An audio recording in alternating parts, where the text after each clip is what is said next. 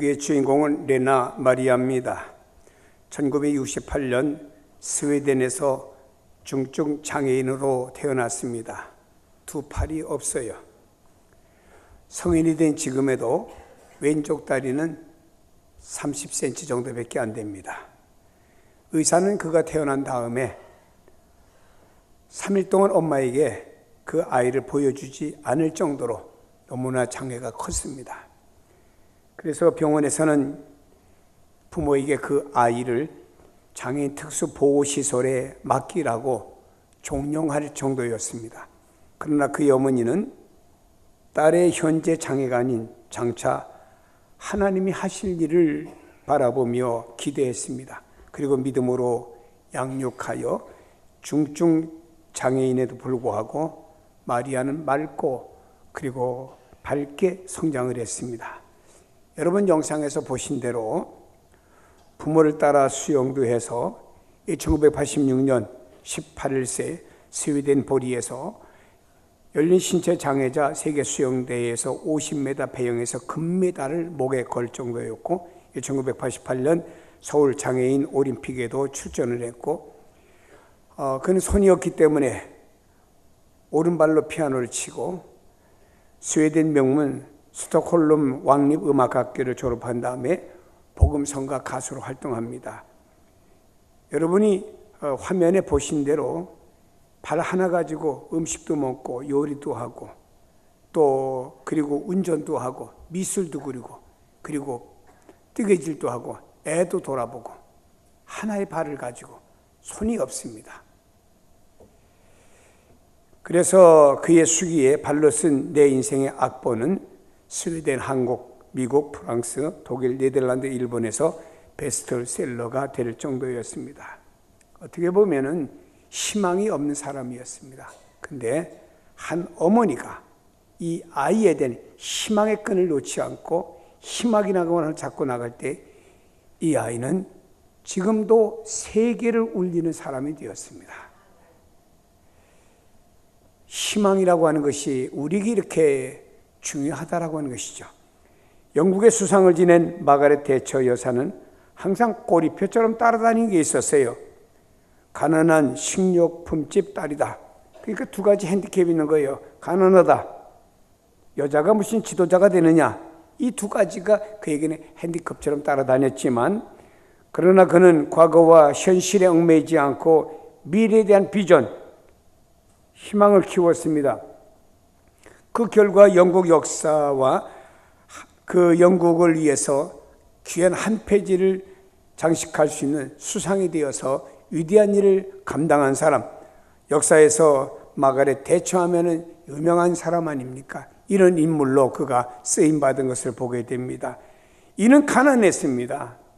많은 사람들이 여성이 무슨 정치 지도자가 되냐고 했습니다. 그럼에도 불구하고 그는 희망이라고 하는 이 끈을 가지고 간 결과 이렇게 성공하는 여성이 된 것입니다. 여러분 예수님 당시에도 예수님께서 이렇게 사역을 감당하실 때 사람들이 예수님을 폄하했습니다. 나사렛 촌동네에서 무슨 선한 것이 나겠느냐 이렇게 예수님을 비하했죠. 그러나 예수님은 자신 안에 있는 하나님의 비전, 하나님의 목적을 바라보면서 흔들리지 않았습니다. 그는 희망과 하나님의 목적을 붙들고 그는 귀한 사역을 감당하는 귀한 주님이 되셨던 것을 보게 됩니다. 예수님 앞에 많은 사람들이 나왔습니다. 그때 주님께서는 그 사람들이 네가 어떻게 살아왔고 너의 현주소지가 무엇이냐라고 하는 이력서를 보지 않았습니다. 예를 들면 현장에서 가늠하다 잡혀 예수님께 끌고 온 한 여인이 있었습니다. 유대 율법에 의하면 이 여인은 돌로 때려 죽여야 됩니다. 그래서 사람들이 예수님께 트집을 잡으려고 말했습니다. 예수여, 이 여자를 우리가 돌로 때리고 오니까 아니면 당신이 늘 사랑을 부르짖는데 우리가 이 여성을 그냥 놔주어 오니까 예수님에게 뭔가 트집을 잡기 위해서 이들은 주님께 와서 태클을 건 거죠. 그때 주님께서 이렇게 말씀했습니다. 너희 중에 죄 없는 자는 돌을 들어서 이 여인을 때려도 좋다고 그랬습니다. 사람들이 그 말씀을 듣는 순간에 자기의 부족함이 생각나서 다 도망가 버리고 말았습니다. 예수님은 이 여인에게 다른 건 말하지 않았습니다. 왜 인생 그렇게 살았느냐? 주님 말씀하지 않았습니다. 나도 너의 모든 것을 묻지 않겠다. 이제 다시는 죄 지지 말고 바르게 살아가라 라고 하면서 주님은 이 여인에게 희망을 던져준 거예요. 희망. 그래서 예수님께서 잡히셔가지고 골고다 언덕의 십자가에 지시기 위해서 올라가실 때 주님의 제자들도 도망가고 많은 사람들이 예수님과 관계가 있다고 하면 불이익을 당할까봐 다 도망가 버리고 말았습니다. 그때 한 여인이 물을 가지고 예수님께 가까이 와서 예수님께 물을 드리려고 했습니다. 로마 군병들의 저지와 채찍에 의해서 이 여인은 채찍을 맞고 결국에 예수님께 물을 드릴 수가 없게 되었죠. 이 여인이 누구냐? 바로 그 범죄하고 예수님으로부터 다시는 죄 짓지 말고 살아라 말씀하고 희망을 전해준 그 여인이 변화되어서 예수를 위해서라고 나가 무엇인가 하고 싶다고 모든 제자도 도망간 상태에서 이 여인은 주님 앞에 나왔다라고 역사는 말하고 있습니다. 예수님이 사마리아 수가성에 가서 그 우물가에서 물을 구했습니다. 사마리아 성에 사는 한 여성이 물 길러 왔다가 예수님 물 좀 주시오라고 하니까 아니 당신은 유대 남자고 우리는 사마리아 사람인데 당신네 족속하고 우리는 서로 상종치 않는 이런 사람인데 왜 내게 물을 달라고 합니까? 그때 예수님께서 내게 물을 달라고 하는 사람이 누구인지를 알았으면은 내가 그에게 물을 줄 것이고 내가 네게 주는 물은 내가 목마르지 않고 네 속에서 영원한 생수가 될 것이라고 주님께서 여인에게 말하니까 여인은 아까 그는 물 나 좀 주세요. 이곳에 물 기르러 오는 이런 고통도 없이 내가 편하게 살 수 있지 않습니까? 주님은 그것은 바로 내가 내게 주는 영적인 생수라고 하는 것을 말씀할 때 이 여성은 결국에 주님을 메시아로 알아보고 동네에 들어가서 내가 메시아를 보았다고 전도하는 사람으로 바뀌어졌지요. 주님은 이 수가성에 나온 이 여인도 과거의 이력서가 그렇게 좋지 않은 여성이었습니다. 그럼에도 불구하고 주님께서 이 여성의 왜 허물과 죄와 이력서가 안 좋냐 이걸 묻지 않았습니다. 주님께서는 미래 이 여성을 통해서 사마리아에 전도할 미래 희망을 바라보고 이 여인에게 희망을 주었다는 것입니다. 주님께서는 많은 사람들에게 희망을 주신 분이에요. 한편 강도가 예수님과 함께 우편 좌편에 달려 있습니다. 한편 강도가 말합니다. 주님, 당신의 나라에 이를 때 나 좀 기억해 주세요라고 요구하게 되었죠. 그때 주님 말씀하시길 내가 오늘 나와 함께 낙원에 이르리라고 말씀했습니다. 아니 강도 얼마나 나쁜 짓을 했으면은 사형수입니까? 아무나 사형수입니까? 남의 집에 들어가서 호빵 하나 훔쳤다고 사형시키겠어요? 남의 집에 철물점에 들어서 칼 하나 훔쳤다고 그 사람은 사형시키겠습니까? 아니잖아요. 남의 자동차 하나 도둑질했다고 그 사람은 사형시키겠습니까? 요즘은 사람을 죽여도 그 사람을 사형 안 시키더라고요.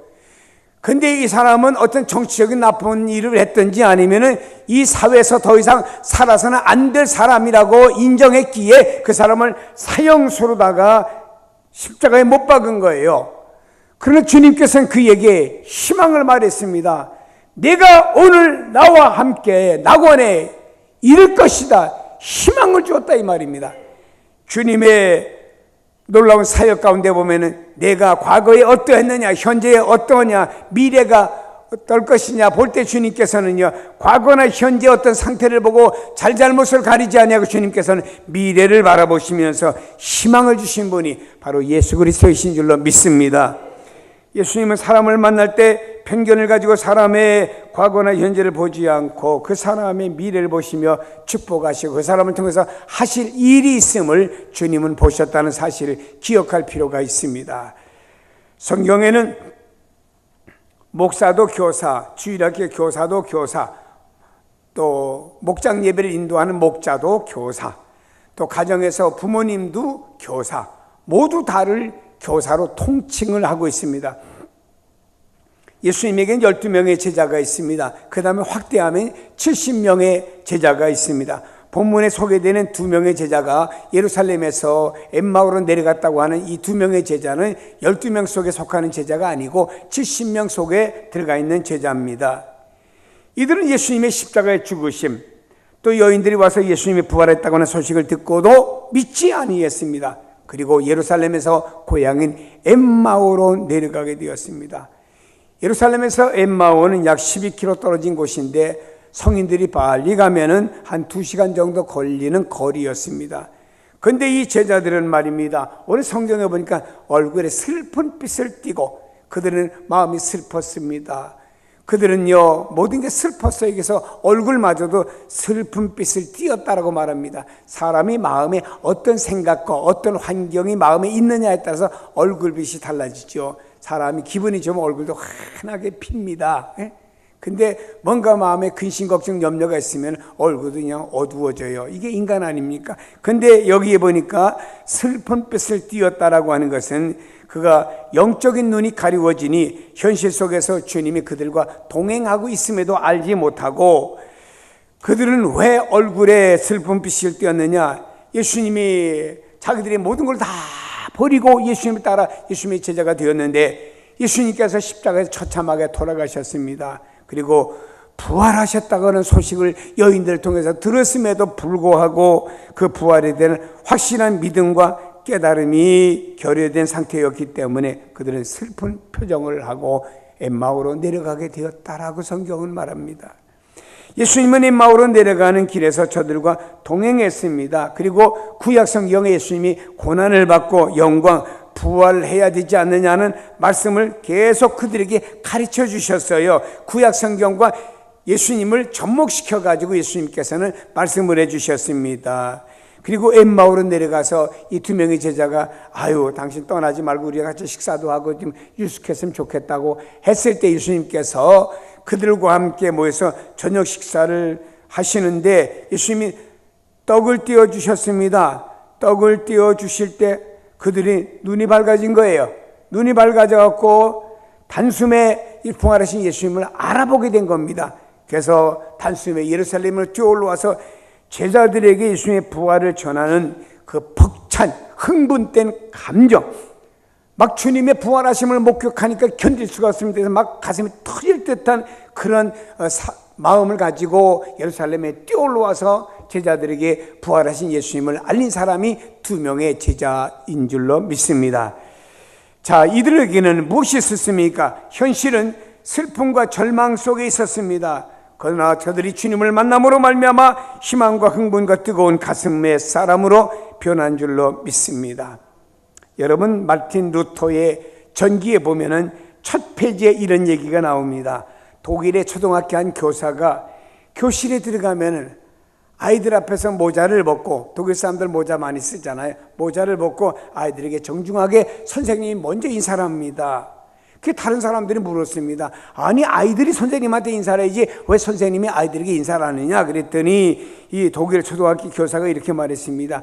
이 교실 안에는 장차 어떤 인물이 될지 모르는 아이들 있지 않습니까? 나는 저들이 미래에 어떤 인물이 될 것을 내다보고 미리 저들에게 인사하는 것입니다 라고 말했습니다. 다시 말해, 이 어린 아이들의 현재 가르치는 학생들을 보지 아니하고 저들의 미래에 어떤 인물이 될 것을 내다보면서 저들에게 인사했다고 말했습니다. 근데 바로 그 교실에 마르틴 루터가 앉아 공부하는 학생이었어요. 그리고 나중에 마르틴 루터가 유럽의 종교개혁한 놀라운 역사를 일으키는 장본인이 된 줄로 믿습니다. 주님은 미래 장차 희망을 보시고 그것을 말씀하시는 것입니다. 우리도 마찬가지입니다. 비관적인 면만 보고 약점이나 단점만 보면 미래가 없고 장차 아무것도 하지 못합니다.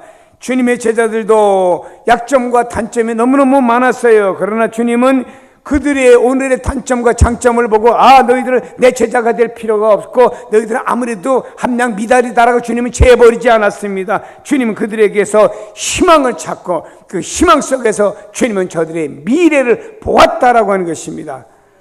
우리는 무엇을 보느냐에 따라서 세상이 달라집니다. 현재의 모습에서 미래의 에너지를 볼 수 있는 우리가 되어져야 되는 거예요.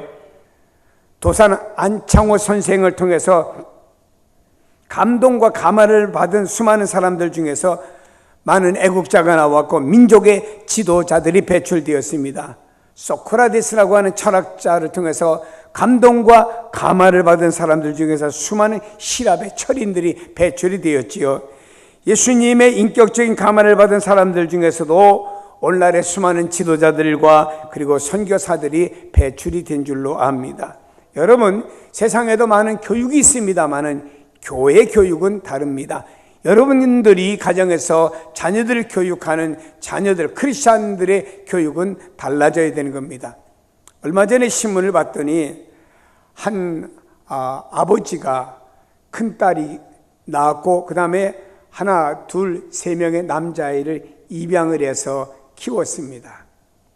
그리고 입양한 아이들을 갖다가 세상에 학교에 보내지 않고 집에서 홈스쿨하면서 철저히 그리스도인으로 양육하는 우리 한국의 한 아버지와 어머니의 모습을 저는 보고 진짜 크리스찬들이 바른 생각을 가지고 있구나. 그리고 그렇게 키워서 미래의 이들을 통해서 하나님의 어떤 희망으로 만들어주기 위해서 이들을 키우겠다는 부모의 열망이 있음을 보게 된 것입니다. 여러분, 우리가 교사로서 혹은 가정에서 부모 교사로서 어떻게 양육을 해야 되겠습니까? 먼저 우리는 부활하신 예수님을 만나도록 도와주어야 됩니다. 예수님을 제대로 만나게 해줘야지요. 주님의 제자들도 예수님의 죽으심을 보았고 들었습니다. 그러나 예수님의 부활을 여기 있는 2명의 제자는 들었으나 믿지를 않았습니다. 여러분, 목회자 교사도 있고 교사도 있고 목자 교사도 있고 가정의 부모 교사도 있습니다마는 피교육자 되는 아이들과 사람들이 예수님을 제대로 만나도록 안내해 주어야 됩니다. 그러면은 어떤 사람이든 그 사람의 미래가 열려지게 됩니다. 성경에 보니 여호수아의 미래는 모세라고 하는 지도자를 만남으로 말미암아 가나안 땅에 가서 정복 전쟁을 하면 가나안 땅을 이렇게 분배해 주는 역할을 여호수아가 감당하게 되었고요. 엘리사가 된 것은 그는 농사꾼이었습니다. 소 12개를 가지고 농사 짓는 사람이었으나 엘리야를 만남으로 말미암아 그 하나님의 선지자가 되어서 엘리야보다 갑절의 능력을 행하는 이런 사람이 누가? 엘리사가 되었다라고 하는 것입니다.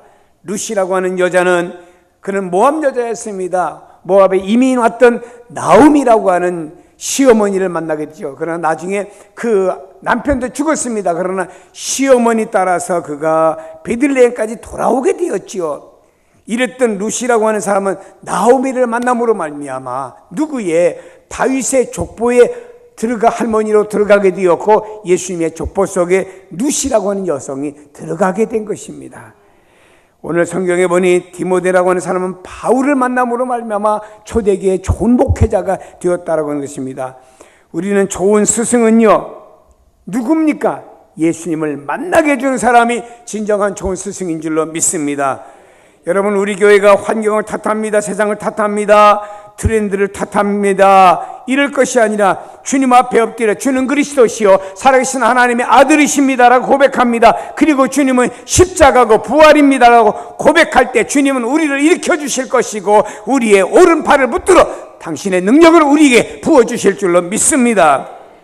주님의 자리에 돈이나 권력이 자리 잡으면 미래가 없습니다. 희망은 거품처럼 꺼지고 맙니다. 부활의 주님을 만나 주님과 함께 거하면 거기에 희망이 살아날 줄로 믿습니다. 대한민국의 희망도 주님을 만날 때 대한민국의 희망이 있는 것이고 여러분의 자녀와 한국 이 사회의 미래 교육도 저들이 주님을 만나게 될 때 미래에 희망이 있다는 사실을 믿으시기를 바랍니다. 영적으로 눈이 어두워진 제자들은 희망이 없었습니다. 그래서 저들은 말입니다. 어떻게 갔습니까? 저들은 슬픈 빛을 띠고 엠마오로 내려가게 되었어요. 영적으로 눈이 어두워진 제자들이었기 때문입니다. 그러나 그가 부활하신 주님을 알아보는 순간 벅찬 기쁨과 인생에 대한 사명감을 깨닫고 내가 이렇게 살아야겠구나, 부활하신 예수님을 증거해야 되겠구나, 그 먼저 예루살렘에 있는 제자들에게 가서 이 사실을 알려줘야 되겠구나 하면서 예루살렘으로 뛰어 올라가게 된 것입니다. 우리나라 선교 초기를 보면은요, 선교사들이 왔을 때 참 웃기지도 않았을 것 같아요. 상투 틀었지요. 가스를 썼지요. 게다가 옷이라는 건요, 옛날 어른들이 잠뱅이라는 걸 입었어요. 요즘 배꼽 티 입지만 옛날에는 없어서 배꼽이 보였어요. 참, 그 밑에도 그렇고 참 옷이 그렇게 같이 입지 집신을 신었지요. 그리고 초가집 있지요. 그리고 끼니 걱정합니다. 이런 사람 볼 때 우리가 마치 아프리카에 가볼 때 아프리카 원주민들을 볼 때 그 움막 쥐고 살지 않습니까? 그들을 우리가 가서 지금 문명국에 있는 우리가 가서 보는 거나 그때 유럽이나 미국에 있는 선교사들이 한국 들어와서 보는 거나 같았을 것입니다. 그러나 선교사들이 이 땅에 들어와서 뭘 심어줬죠? 희망을 심어준 거예요. 예수님 안에서 희망이 있다고. 대한민국의 희망과 대한민국의 미래는 예수 안에서 희망이 있다라고 예수 안에 희망을 심어준 겁니다. 그 결과 오늘 대한민국이 이처럼 사는 것이지. 선교사들이 와서 학교를 세우고 병원을 세웠죠. 그 병원이 바로 세브란스 병원이지. 이런 병원 세워주었다고 해서 희망이 있는 것이 아닙니다. 예수 안에서 희망을 심어준 겁니다. 예수님이 민족의 희망이고 개인의 희망인 줄로 믿습니다. 예수님을 떠난 인생은 탕자와 같은 줄로 믿습니다. 예수님 안에만 희망이 있습니다. 부활하신 예수님이 여러분 가정의 자녀들에게 가슴에 깊이 심어져야 될 줄로 믿습니다. 그리고 우린 그들에게 말입니다. 성장하는 과정 속에 성경을 가르쳐 줘야 됩니다. 2명의 제자가 이렇게 고백합니다. 어쩐지 우리가 엠마오로 내려오면서 예수님과 함께 오는데 예수님이 두런두런 구약의 성경을 이렇게 연결시켜줘서 말씀하시는데 우리 가슴이 뜨겁지 아니하더냐. 여러분 가슴이 뜨거웠다고 하는 것은 계속 불이 타오르듯이 말입니다. 마음의 감동이 지속이 되었다라고 하는 얘기예요. 여러분 여기 2명의 제자들은 말인데 예수님이 성경 말씀을 구약의 말씀을 풀어주실 때 마음의 감동이 막 계속 지속되었습니다. 여러분 미안하지만 주일날 여러분이 하나님 앞에 나와서 예배 드릴 때 혹은 하나님의 말씀을 들을 때 성경을 읽을 때 기도를 드릴 때 여러분의 마음이 이렇게 감동이 지속이 돼야 돼요. 언제 떠나 예배가 마치나 시간이나 재고 안 좋고 예배 시간에 앉아 그냥 스마트폰이나 가지고 앉아 있고 아따 오늘따라 목사님 설교도 길어지네. 길 수도 있고 짧을 수도 있고 그건 아닙니다. 항상 우리가 하나님 앞에 예배될 때는요 이 감동이 지속이 돼야 됩니다. 그게 너무 감동이 돼갖고 집에 가서도 이 감동이 가라앉지 않을 정도로 나도 모르게 집에 가서 흥얼흥얼 찬송이 나올 정도로 이렇게 감동이 있어야 됩니다. 성경 말씀합니다. 마태복음 28장 20절에 내가 너에게 분부한 모든 것을 가르쳐 지키게 하라 그랬습니다. 여러분 어렸을 때 교육은 더 오래가요. 더 깊이 마음에 새겨지며 일생 동안 영향을 끼침으로 하나님의 말씀을 어렸을 때부터 올바로 배우는 것은 매우 중요한 겁니다. 어르신 여러분들 지금 성경 애워요. 그렇죠? 암송합니다. 집에 가면 잊어버려. 그러나 우리가 어렸을 때 혹은 젊었을 때 성경 암송한 것은요 이상하게 나도 모르게 지금도 생각이 나요. 그러므로 어렸을 때 배운 교육과 뭔가 가르침 받은 게 더 깊이 오래 남는다는 말이죠. 그랬을 때 그러므로 우리는 어릴 때부터 성경 말씀을 가르치고 또 부모님들은 말입니다. 이 어린이들에게 성경 가르치는 좋은 교사가 되어줘야 됩니다. 바울은요 지혜와 용기와 사랑을 명문대를 졸업하였다고 가르치지 않은 것입니다. 인생이란 학교에서 한평생 배운 겁니다. 근데 그 한평생 인생이나 학교에서 배워가는 학생들인데 인생이 교과서가 뭐냐? 하나님의 말씀 성경이 인생의 교과서입니다.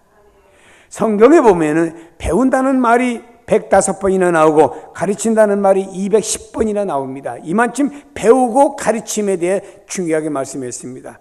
예를 들어 보면은 디모데 후서 3장 14절에 말합니다. 그러나 너는 배우고 확신하는 일에 거하라. 너는 내가 누구에게서 배운 것을 알며 또 어려서부터 성경을 알았나니 성경은 능히 너로 하여금 그리스도 예수 안에 있는 믿음으로 말미암아 구원에 이르는 지혜가 있게 하느니라. 모든 성경은 하나님의 감동으로 된 것으로 교훈과 책망과 바르게 함과 의로 교육하기에 유익하니 이는 하나님의 사람으로 온전케 하며 모든 선한 일을 행할 능력을 갖추게 하려 함이라. 무슨 말인가요? 바울 당시에 후메네와 그리고 빌레도라고 하는 사람은요, 이렇게 초대교회에 말했습니다. 예수님의 부활 사건이 이미 지나간 거야. 과거에 불과한 거야. 현실은 상관이 없어. 이렇게 잘못 가르쳤습니다. 이때 디모데에게 바울은 이렇게 말했습니다. 너는 할머니와 어머니에게 배운 신앙에 확신하며 흔들리지 말아라. 마치 모세가 어려서 유모, 요게벳, 그가 표면상은 유모지만 이면상으로 볼 때는 엄마였지요. 자기를 낳아준 엄마였습니다. 그가 유모로 들어와서 모세에게 너는 히브리인이다 하면서 하나님의 말씀을 가르친 거예요. 그래서 이 모세는 장차 어른이 되어서도 바로의 공주의 아들이라 칭함을 거절하고 애굽의 부귀와 영화를 거절하고 하나님의 백성 히브리인 백성들과 함께 고난받기를 자원했다. 왜냐? 이는 미래 하늘에 주시는 상을 바라보았기 때문이라고 말씀하고 있습니다. 여러분, 이와 같이 여기 있는 디모데도 말입니다. 할머니 로이스와 어머니 유니게에서 배운 성경이 너를 구원에 이르게 하는 지혜로 자라게 만들어준다라고 말씀했습니다. 그러면서 성경은, 모든 성경은 하나님의 영광, 하나님의 입김으로 기록되었기 때문에 기독교 신앙의 바탕은 성경이다. 성경만이 하나님의 사람들을 온전하게 만들어주고 성경만이 우리가 선한 일을 행할 수 있는 능력을 갖추도록 만들어준다. 성경이 교과서가 되어줘야 된다. 집에서 할머니, 할아버지들이 세상 윤리만을 가르치려고 손주, 손녀들에게 혹은 아빠, 엄마들에게 세상의 무엇만을 가르쳐주려고 쓰지 마시고 성경을 가르쳐주는 교사 되는 부모, 가정이 되기를 축복합니다. 우리 그리스도인들은 지금도 말입니다. 유대인들을 통해 배워야 됩니다. 유대인들은 지금도 구약, 즉 토라를 가리키고 있습니다. 유일신을 가리키고 있고 너희들은 하나님의 백성, 선민이다, 아브라함의 후손이다. 지금도 이걸 가리키니까 유대인들은 지금까지 우리는 아브라함의 후손이다, 이런 믿음, 사상을 가지고 살아가는 사람들이 유대인이에요. 성경을 가르칩니다. 우리도 성경을 가르쳐야 됩니다. 그리해야만이 그 아이들의 미래에 희망이 있다는 사실을 기억하시기를 축복합니다. 그리고 우리는 그리스도 안에서 교제하도록 가르쳐 주어야 됩니다. 예수님은 2명의 제자들에게 떡을 가지고 축사 기도하셨습니다. 결국 떼어주실 때 2명의 제자들과 눈이 확 밝아져 버렸습니다. 그리고 나서 주님이신 걸 알아보게 되었죠. 왜입니까? 이들은 예수님께서 마가의 다락방에서 성찬식 할 때 그 자리에 없던 제자들입니다. 그러나 이들은 말입니다. 예수님께서 보리떡 5개, 물고기 2마리를 가지고 축사 기도하시고 띄워주실 때 거기는 있던 제자들이었거든요. 주님께서 떡을 띄워주실 때 오병이어의 기적이 딱 생각이 나면서 눈이 확 밝아진 겁니다. 그러면서 주님을 알아보게 된 거지요. 여러분, 우리는 초대교회를 봅니다. 초대교회는 보면요, 성령이 충만해서 세워진 교회고 예수 중심으로 날마다 말씀을 배우고 기도하는 교회였습니다. 근데 이들은 말이에요, 자기 재산을 팔아다가 가난한 사람에게 나눠주었고요, 집에서 음식을 많이 빵을 해서 이렇게 한 보따리 싸가지고 와서 저녁에 같이 나눠 먹고 이런 교제가 있었습니다. 요즘은요, 예수 믿는 그리스도인들도요, 자기밖에 몰라. 자기 가정밖에 몰라요. 여러분, 이런 교제는요, 초대교회는 이렇게 이런 교제가 이루어졌는데 지금은요, 너무나 참 똑같이 예수를 믿고 부활을 믿는데 너무나 먼 교제가 지금은 성도들 안에서 이루어지고 있음을 우리가 안타깝게 생각해야 됩니다. 안디옥 교회 안에는요, 교인들이 어떤 사람이냐, 왕족이 있었고 니그로, 얼굴이 검은 사람이 있었습니다. 당시 얼굴이 검은 사람은 노예 계층의 사람입니다. 그러니까 안디옥 교회 안에는 왕족과 노예가 함께 예배드렸습니다. 아니 요즘도 말이에요. 요즘도 보면은요, 세상에 보면 그렇습니다. 금수저는 금수저끼리 놀아. 마약도 금수저끼리 해. 흑수저는 흑수저끼리 놉니다. 금수저와 흑수저가 같이 안 놀아요. 안디옥 교회는 금수저이건 흑수저이건 함께 모여서 하나님 앞에 예배드린 교회가 안디옥 교회였다라고 하는 것입니다. 이런 그리스도 안에서 왕족이 어디 있고, 그리스도 안에서 쌍놈이 어디 있고, 그리스도 안에서 귀족이 어디 있고, 그리스도 안에서 노예가 어디 있냐, 우리 그리스도 안에서 하나다, 이런 마음을 가지고 교제했던 교회가 안디옥 교회였고, 이런 교회였기 때문에 하나님께서 이 안디옥 교회가 최초로 성경에 선교사를 파송하시는 은혜를 부어주셨다라고 하는 것입니다. 사람이 낙심하고 절망할 때 세상 사람과 교제하면요, 더 낙심하고 더 절망하고 더 슬럼프에 빠집니다. 아니 나는 하나의 어떤 낙심과 근심을 가지고 누가 대화하다 보니까요, 그를 통해서 10개, 20개로 더 보태져요. 더 무거워지는 거예요. 이게 세상 사람들과의 대화입니다. 그러나 우리 예수 믿는 성도들은 그리스도 중심이어야 됩니다. 그리스도 안에서 교제하게 될 때 이해할 수 있고 화해할 수 있고 용서를 할 수가 있고, 이것을 실천하는 삶을 그리스도 안에 있을 때 할 수 있는 줄로 믿기를 바랍니다. 그리고 이런 사람들 이웃에게 희망을 줍니다. 성도 여러분, 자녀들에게 희망을 가르치고 자녀들이 이웃에게 희망을 주는 사람으로 쓰임받을 수 있도록 그렇게 가르치세요. 설악산에 작은 거인 지게꾼 임기종 씨라는 사람의 이야기를 소개해 드릴게요. 임기종 씨는 40년이 넘도록 설악산에서 지게질 만한 지게꾼이었습니다. 160cm 작은 키에 몸무게는 60kg도 나가지 않았습니다. 치아는 거의 다 빠지거나 삭아서 발음까지도 어눌한 사람이었습니다. 그는 16살 때 처음으로 지게질을 시작한 다음에 40년간 오직 설악산 산중턱 있는 휴게소에 장사할 짐들을 지게로 저 올려가는 거예요. 헬리콥터로 가는 것이 아니고 그 사람 지게로 저 올려가는 겁니다. 그는 정신지체 2급 받은 아내와 결혼했고, 더 심각한 것은 그와 아내 사이에서 낳은 아들은요, 정신적인 장애가 더 심했습니다. 그를 부양하며 살아가는 사나이죠.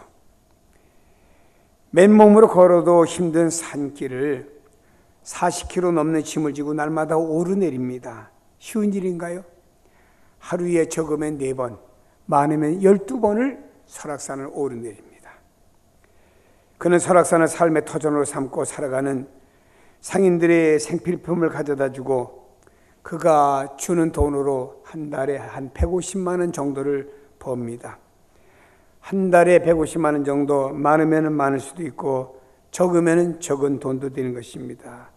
그러나 그는 그 150만 원이 충분하다라고 말합니다. 왜냐? 아내가 장애인이기 때문에 정부로부터 생활비를 보조받기 때문에 부족한 가운데서도 생활이 가능하고, 자기는 술도 먹지 않고 담배도 안 태우고 돈 쓸 것도 별로 없기 때문에 먹고 사는데 불편함이 없다라는 말을 했습니다. 한낱 지게꾼에 불과한 그를 많은 사람들은 작은 거인이라고 불렀어요. 왜 그랬을까요? 작은 거인이 이 사람이 짐을 지고 오르내린다고 해서 작은 거인이라고 불렀는가? 아닙니다. 그 내용은 이렇습니다. 그가 그렇게 힘들게 일해서 번 돈을 가지고 자식과 가족을 위해 사용하지 않고 자기보다 더 어려운 사람들을 위해 사용합니다. 10년 넘게 장애인 학교, 장애인 요양시설에 생필품을 지원하고 혼자 사는 어르신들을 보살피고 더 어려운 이들을 위해서 자신의 번 돈을 다 사용합니다. 임기종 씨가 그렇게 지금까지 사용한 돈이 수천만 원이라고 소개를 하고 있습니다. 그는요, 힘들게 일을 하지만 적어도 땀을 흘려서 번 이 돈만큼은 저 자신을 위해 사용하지 않고 싶습니다. 이런 말을 했죠. 비가 오나 눈이 오나 날마다 산을 오르내리며 자신이 지게를 짊어지지 않으면 휴게소의 상인들이 어떻게 장사할 수 있는가 생각하기 때문에 하루도 누워 있을 수 없고 지게를 져야 됩니다. 어느 날은 가스통 4개를 짊어지고 산을 올라갑니다. 어느 날은 100kg 되는 대형 냉장고를 짊어지고 올라갑니다. 10살 간 넘어서 부모를, 아버지 어머니를 돌아가셔서 잃어버리게 되었습니다. 원래 가난했기 때문에 초등학교 5학년을 중퇴했습니다. 남의 집에 이 집 저 집 머슴살이 하며 돌고 돌다가 설악산의 지게꾼이 되었습니다. 설악산 말고는 이 사람은 다른 산은 한 번도 가본 적이 없다라고 말했습니다. 근데 그는 늘 감사하며 가진 것을 나누고 봉사하며 열심히 살아가는 사람이었습니다. 저는 이 글을 읽으면서 참 가슴이 참 뭉클했어요. 참 우리는 무엇을 위해 사는가 참 생각이 들더라고요. 사람이 사는 게 뭔지, 사람이 어떻게 살아가야 될지. 우리 대한민국이라는 나라는 높은 교육열로 인해서 교육의 내용은 주로 지식 전달과 기술 전수에 치중하고요. 교육의 목적은 사회의 지위의 향상이나 경제적인 부를 획득하는 데 어떤 교육의 목적을 두고 있습니다. 그러다 보니 서로의 교제는 다 단절되고 맙니다. 값지게 사는 인생은요, 오히려 설악산에서 오르내리면서 얼마의 돈을 받는 임기종 씨가 값진 인생을 살고 있지 않은가, 저는 이렇게 생각을 해보았습니다. 우리 인생에 있어서 진정한 희망은 다른 사람과 교제하며 나약하고 소외된 사람을 돌아보며 함께 이렇게 살아가는 이런 값진 인생이 우리 앞에 펼쳐져야 되지 않겠습니까? 초대교회는 그리스도 안에서 교제했습니다. 섬겼지요. 남을 나보다 낫게 여겼지요. 이것이 자신에게도 풍성한 인격을 형성하는 데 도움이 되었습니다. 우리 이 사회가 너 잘 돼야 돼. 넌 누굴 뒷끌어도 1등 해야 돼. 너는 좋은 게 취직해야 돼. 너는 시험에 꼭 해야 돼. 이런 등등이 내가 어떤 정점에 이르는지는 몰라도 사람들이 내 안에 풍성한 인격은 다 상실되어 버리고 내 안에는 아파트처럼 칸칸이 막혀있는 내 마음임을 우리는 고백하지 않을 수가 없는 것입니다. 여러분, 과거에 공동문화는 이제 다 사라져버리고 맙니다. 이제는 교제가 단절되다 보니까 과거에 우리 대한민국에도 공동문화가 있었잖아요. 이건 다 이미 사라져버리고 말았습니다. 여러분, 이렇게 우리가 그리스도 안에서 누군가 교제하게 될 때 그건 교제함으로 끝나는 것이 아니고 내 안에도 풍성한 인격이 형성이 되는 것입니다. 우린 자녀들에게 가르쳐야 됩니다. 풍성한 인격의 소유자로 그들이 쓸 수 있도록 가르쳐줘야 됩니다. 유다가 바벨론에 의해서 70년 동안 포로 생활하면서 노예 생활을 합니다. 그때 하나님은 선지자를 보내서 포로된 유다 민족들에게 희망을 심어줬습니다. 언젠간 고국으로 갈 것이다. 언젠간 고국으로 돌아서 성전을 다시 재건할 것이다. 그리고 너희들이 평화롭게 살 날이 있다 하면서 희망을 심어주어서 바벨론에 포로되어 있는 이들은 말입니다. 이 희망을 안고 오늘의 노예와 오늘의 고통을 이기며 살아가는 사람들이 되었다라고 하는 것 아닙니까? 홍해 앞에 선 이스라엘 백성들은 앞에는 홍해바다고 뒤에는 애국군대가 쫓아왔습니다. 이들에는 두려움과 떨림밖에 없었습니다. 그러나 모세는 저들에게 말입니다. 희망의 메시지를 전해주었어요. 이스라엘 백성들아, 오늘 본 애국 사람들을 다시는 보지 않을 것이다. 그리고 하나님께서 너희들을 위해서 젖과 꿀이 흐르는 땅으로 인도하게 될 것이다 라고 하면서 모세는 오늘의 절망한 저들에게 오늘을 보지 말고 미래의 희망의 메시지를 던져준 사람이 바로 모세라고 하는 것입니다. 희망을 심어줍시다. 아이고, 너 같은 돌대가리가 뭐하냐? 미래 깡패밖에 더 되나? 그럼 이 아이가 그래, 내 목적은 깡패다.